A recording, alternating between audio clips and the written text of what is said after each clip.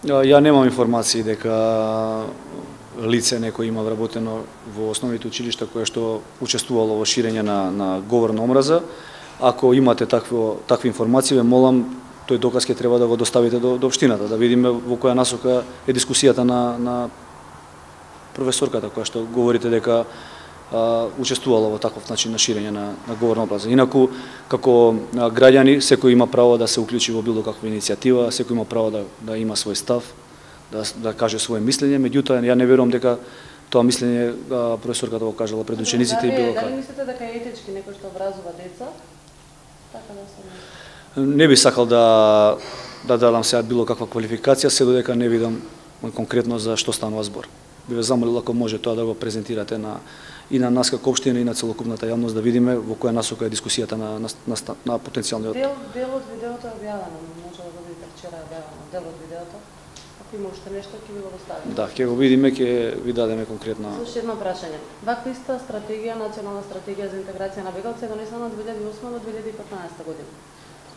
Видете, не сакам да дискутирам за никаква национална стратегија, ниту пак сакам да верувам дека постои било каква можност мигранти да дојдат во нашата општина. Искрено не сакам да верувам во такви информации и шпекулации кои што изминатите неколку денови се шират во нашата општина и да се надеваме дека до такво нешто нема да дојде.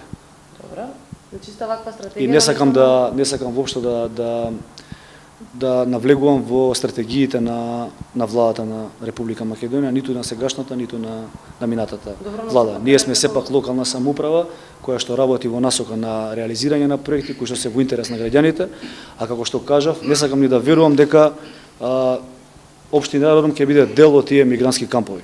Јас се надевам дека тоа нема да биде. Вие работите за граѓаните и како татко на општината, нели чувствувате обврска и одговорност да им кажете на граѓаните дека и до сега имало таква стратегија, па ништо не е направено. Дека тоа процедурална стратегија што се носи не мора да значи дека ќе се изградат кампови врз условно. Јас не би знаел дали владата има намера да гради или нема намера да гради кампови, искрено.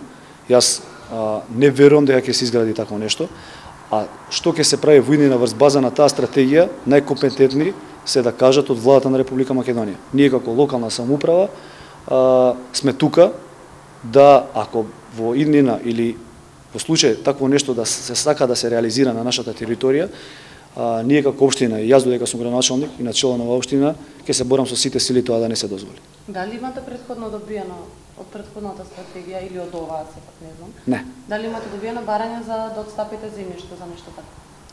Ние барање немаме добиено, ние ја имаме само како информација добиена тоа дека во иднина се планира тука да се градат мигрантски кампови. Таа информација не знам колку е релевантна заради тоа што официјално ја немаме добиено, туку све се сведува на шпекулации. И јас како што кажав, се надевам дека тоа не е вистина и дека тука нема да се градат мигрантски кампови.